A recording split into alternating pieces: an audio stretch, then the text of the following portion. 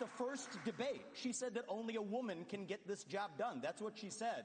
After the third debate, when I criticized Ronna McDaniel after 5 failed years of leadership of this party and criticized Nikki for her corrupt foreign dealings as a military contractor, she said that I have a woman problem.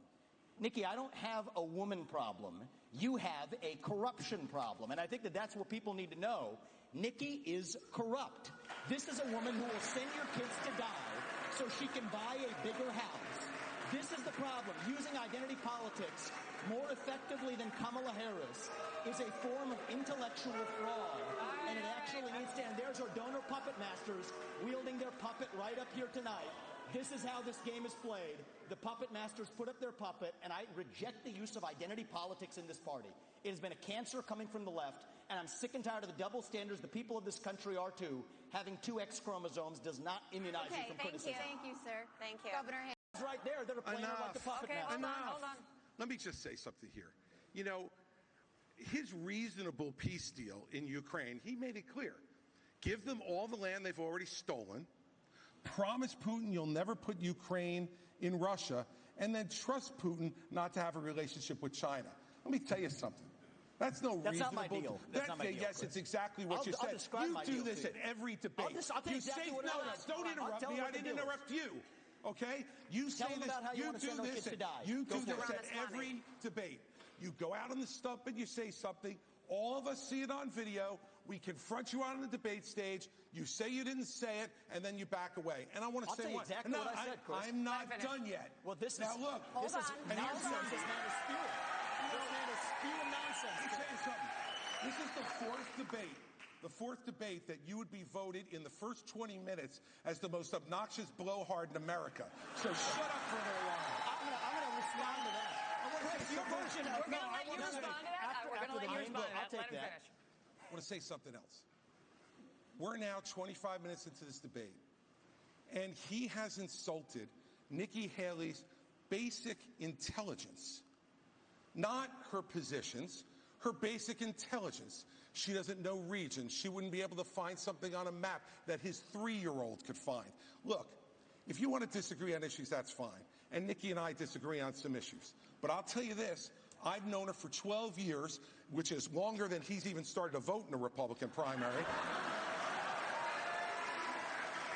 And while we disagree about some issues and we disagree about who should be president of the United States, what we don't disagree on is this is a smart, accomplished woman, and you should stop insulting her. So I'm going to take this several times over. I think the North Star here is transgenderism is a mental health disorder. We don't let you smoke a cigarette by the age of 18. We don't let you have an addictive drink of alcohol by the age of 21. And I just challenge Ron DeSantis to go one step further and support what I think is clearly within the authority to do using federal funds just like Reagan did in '84 for the Highway Act that said the minimum drinking age needs to be 21. We can do the same thing when it comes to banning genital mutilation or chemical castration. Okay. I know Ron's been unclear about that on the federal Haley. level. I'm crystal clear. That's where I stand. Got it. That's a mental health disorder. That's where we need to be at. Go ahead. You even said that you got into this race just to stop President Trump. His approval rating with Republicans is currently at 81%. Yours is at 25%. Your best state is New Hampshire, and even there, 2/3 of GOP voters say they would be angry and disappointed if you won. Respectfully, Governor, you have not stopped Mr. Trump, and voters may wonder how you could possibly become the nominee of a party that does not appear to like you very much. Yeah, well, look, Megan, it's often very difficult to be the only person on the stage who's telling the truth and the only person who is taking on what needs to be taken on. I look at my watch now. We're 17 minutes into this debate, and except for your little speech in the beginning, we've had these three acting as if the race is between the four of us. The fifth guy, who doesn't have the guts to show up and stand here, he's the one who, as you just put it, is way ahead in the polls. First of all, chrischristie also doesn't know what provinces in eastern Ukraine he actually wants us to fight for. Chris, your version of foreign policy experience was closing a bridge from New Jersey to New York. Yeah. So do everybody a favor. Just walk yourself off that stage, enjoy a nice meal, and get the hell out of this race. When it comes to Nikki, with all 3 of my other colleagues on this debate stage, is all 3 of them have been licking Donald Trump's boots for years for money and endorsements. Ron DeSantis, you've been a great governor, but you would have never been one without actually begging Donald Trump for that endorsement. And you attacked him in your book a year ago. Same thing with chrischristie as a lobbyist, begging them for COVID money for his special interests in New Jersey, prepping him for the debates last time around. These people are now Monday morning quarterbacking some decision he made. I think the real enemy is not Donald Trump. It's not even Joe Biden. It is the deep state that at least Donald Trump attempted to take on. And if you want somebody who's going to speak truth to power, then vote for somebody who's going to speak the truth to you. Why am I the only person on the stage, at least, who can say that January 6th now does look like it was an inside job? That the government lied to us for 20 years about Saudi Arabia's involvement in 9/11? That the Great Replacement theory is not some grand right-wing conspiracy theory, but a basic statement of the Democratic Party's platform. That the 2020 election was indeed stolen by big tech. That the 2016 election, the one that Trump won for sure, was also one that was stolen from him by the national security establishment that actually put up the Trump-Russia collusion hoax that they knew was false. There's a reason why I'm the only person on the stage who can say these things. That's what it's going to take, not people who are licking his boots one time and now Monday morning quarterbacking him and criticizing him when it's convenient. Governor Christie. Mr. Ramaswamy, you have said it was irresponsible for Ambassador Haley to call Hamas's terrorist rampage an attack on America and for her to, quote, rabidly shout, "Finish them," end quote. The Hamas terror attack left dozens of Americans dead and was the deadliest attack on Jews since the Holocaust. Why wouldn't it be a good thing to finish Hamas? Finish them was purposefully vague in a discussion that included Iran, which is what I objected to. And I think it's, as U.S. president, you have to be responsible. What happened to Israel was dead wrong. What Hamas did was medieval. It was subhuman. It was immoral. And we have to call that out for what it is on October 7th. But to say that that was an attack on America fails a basic test. I mean, Nick, if you can't tell the difference between where Israel is and the U.S. is on a map, I can have my 3-year-old son show you the difference. That is irresponsible because it has major consequences, because that doesn't leave room for what actually is an attack on America. So I believe I have the strongest pro-Israel position actually on the stage, even though it's a little bit different than the standard GOP talking points. With all three of my other colleagues on this debate stage, is all three of them have been licking Donald Trump's boots for years for money and endorsements. Ron DeSantis, you've been a great governor, but you would have never been one without actually begging Donald Trump for that endorsement. And you attacked him in your book a year ago. Same thing with chrischristie as a lobbyist, begging them for COVID money for his special interests in New Jersey, prepping him for the debates last time around. These people are now Monday morning quarterbacking some decision he made. I think the real enemy is not Donald Trump. It's not even Joe Biden. It is the deep state that at least Donald Trump attempted to take on. And if you want somebody who's going to speak truth to power, then vote for somebody who's going to speak the truth to you. Why am I the only person on the stage, at least, who can say that January 6th now does look like it was an inside job? That the government lied to us for 20 years about Saudi Arabia's involvement in 9/11? That the Great Replacement theory is not some grand right-wing conspiracy theory, but a basic statement of the Democratic Party's platform. That the 2020 election was indeed stolen by big tech. That the 2016 election, the one that Trump won for sure, was also one that was stolen from him by the national security establishment that actually put up the Trump-Russia collusion hoax that they knew was false. There's a reason why I'm the only person on the stage who can say these things. That's what it's going to take, not people who are licking his boots one time and now Monday morning quarterbacking him and criticizing him when it's convenient. Governor Christie. Ron DeSantis is a good person, too. I want to go back, though, to Nikki Haley's comment from earlier that she is somehow not responding to the will of these donors. Nikki, you were bankrupt when you left the UN. After you left the UN, you became a military contractor. You actually started joining service on the board of Boeing, whose back you scratched for a very long time, and then gave foreign multinational speeches like Hillary Clinton is, and now you're a multimillionaire. That math does not add up. It adds up to the fact that you are corrupt. And when I said they were bought and paid for, I meant the Republican establishment, not the Democratic establishment. Now you have Reid Hoffman, the person who's effectively George Soros Jr., funding lawsuits across this country against Donald Trump to keep him off the ballot, funding left-wing causes. We discovered this week that he is one of Nikki Haley's largest supporters. Larry Fink, the king of the woke industrial complex, the ESG movement, the CEO of BlackRock, the most powerful company in the world, now supporting Nikki Haley. And to say that doesn't affect her is false, because it's after that meeting later that day that she says that every American needs to be doxxed by having their ID, their government-issued ID, tied to what they say on the internet. So I think that this is far more corrupt than I even imagined when I entered politics. But I will say this. It is going to take a leader from the outside, with fresh legs, from the next generation to unite this country. Not the broken politicians who are puppets of the puppet masters, but the actual people in this country. Thomas Jefferson was 33 when he wrote the Declaration of Independence. I think it's going to take somebody whose best days in life are still ahead to see a country whose best days are ahead of itself. And I think I can reach that next generation better than anybody else in this race. Thank you. Response. Megan. First of all, we weren't bankrupt when I left the UN. We're people of service. My husband is in the military, and I served our country as UN ambassador and governor.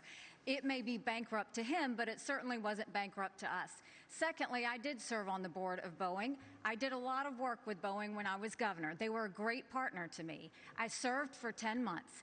And then when they decided after COVID that they wanted to go for a corporate bailout, I've never supported corporate bailout, so I respectfully stepped back and got off the board.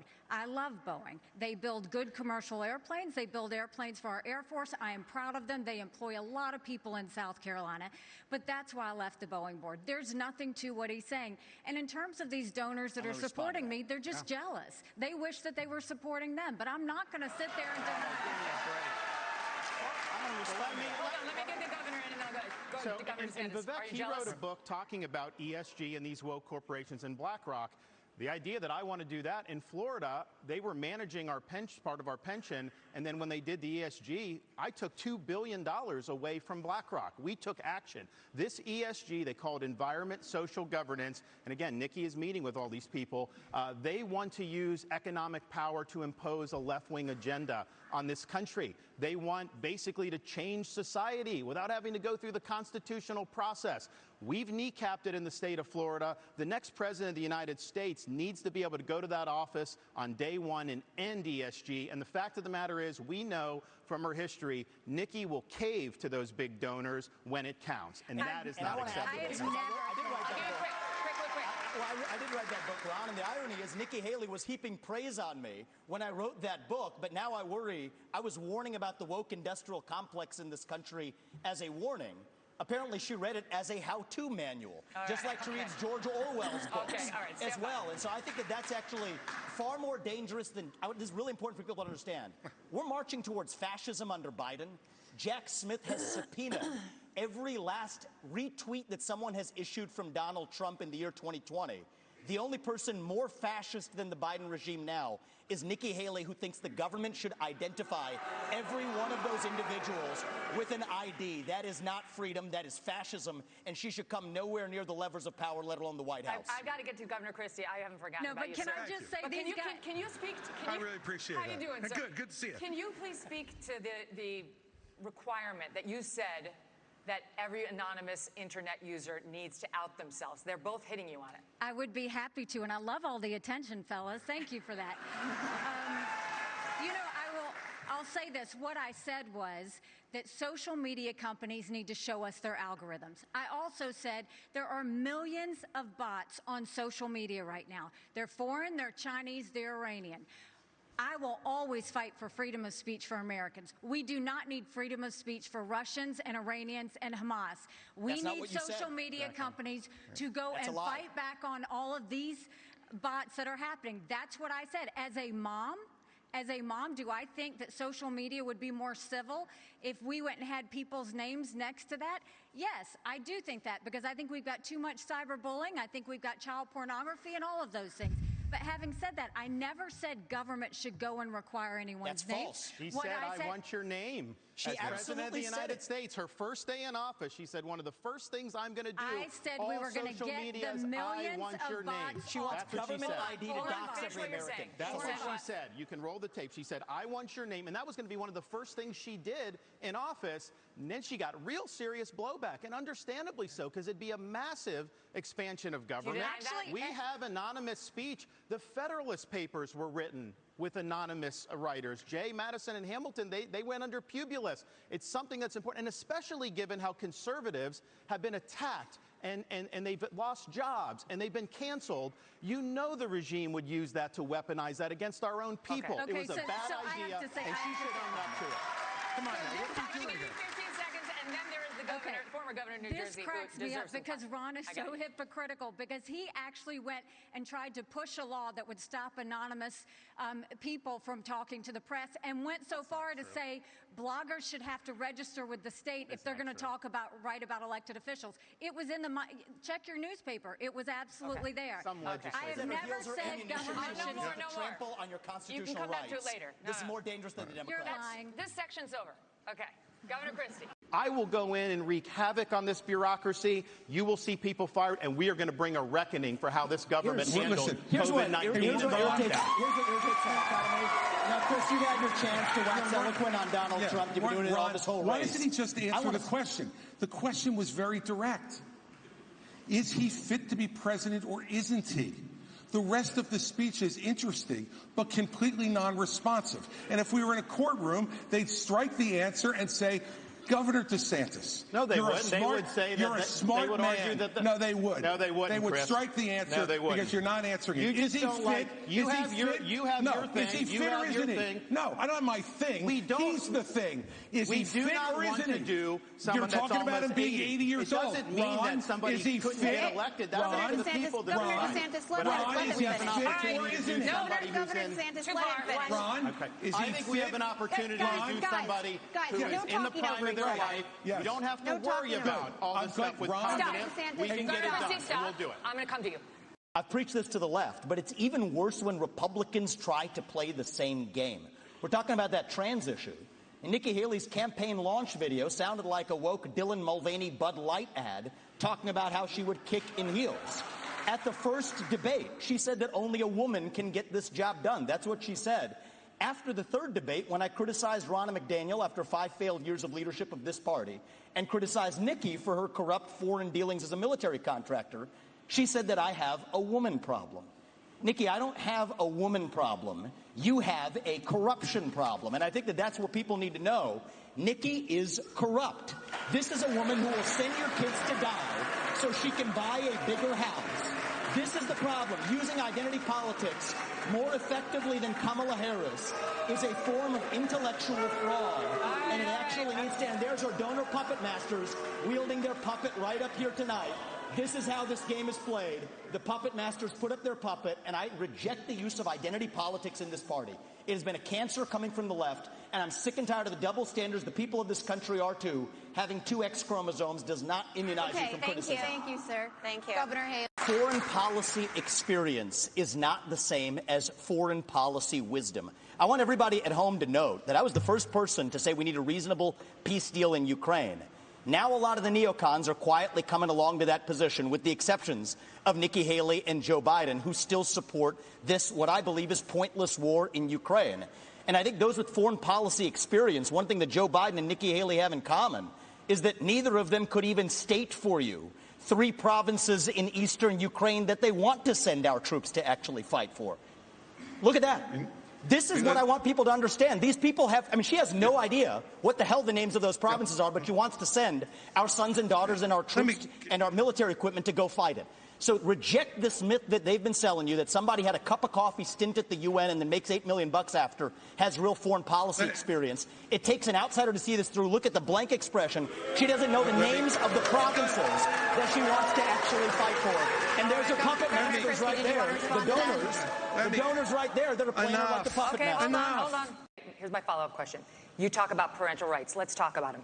When you were governor in 2017, you signed a law that required new guidelines for schools dealing with transgender students. Those guidelines required schools to accept a child's preferred gender identity, even if the minor's parents objected. Not true. And it said that there is no duty for schools to notify parents if their son or daughter changes their gender identity, allowing this serious issue to remain a secret between the school and a child. How is any of that pro-parental rights? By the way, that's simply not true. You're doing what you accuse me of, Chris. It is absolutely true. That's simply not true. That's simply not true. That law was put into effect in 2018 and regulated in 2018 after I was out of office, the guidelines. Megyn. No, we did not, Megyn. We did not issue those guidelines, and you're wrong about that. Simply wrong. I have stood up each and every time. So I think if this is one issue that's disqualifying, it's this one.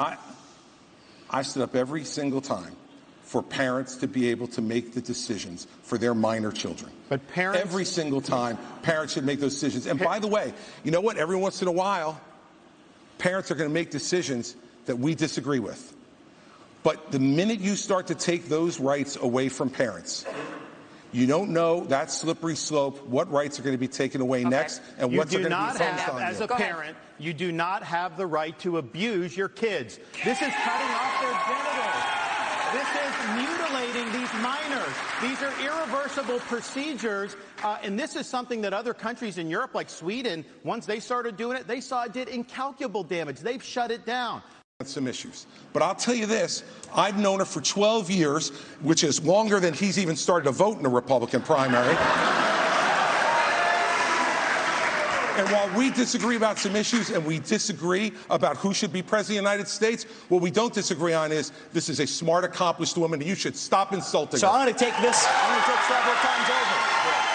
So first of all, I think we just learned something from chrischristie. We learned three things. We learned three things right there. First of all, chrischristie also doesn't know what provinces in eastern Ukraine he actually wants us to fight for. Chris, your version of foreign policy experience was closing a bridge from New Jersey to New York. Yeah. So do everybody a favor, just walk yourself off that stage, enjoy a nice meal, and get the hell out of this race. Let me tell you. When it comes to Nikki, I think if you're going to actually send your sons and daughters to go die in somebody else's war, you better, excuse me, Chris, I'm speaking, and I'm not done yet. I haven't heard a time when you aren't and we're going to be speaking. done. So listen up to this, is if these people want to send your sons and daughters to go die in Ukraine, they've been arguing for it for a year.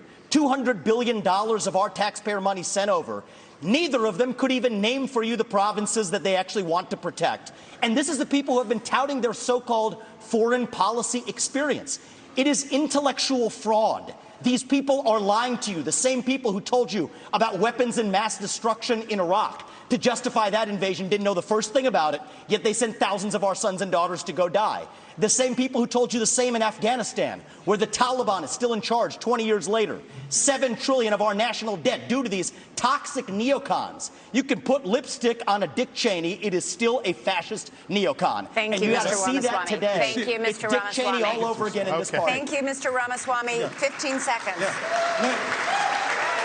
Name the provinces. Neither of you could even name the first thing about Eastern Europe. I think we've had enough of this. And Crimea. Think about that. Let me just... It's actually, Crimea is the wrong answer. All right. The floor is Christie's. All right. Let me just say this. You know, this is the kind of thing where he talks about experience. You know, I was the U.S. attorney in New Jersey when the terrorist attacks were launched against the United States in 2001. I brought the first two cases in this country against terrorists who tried to attack us again.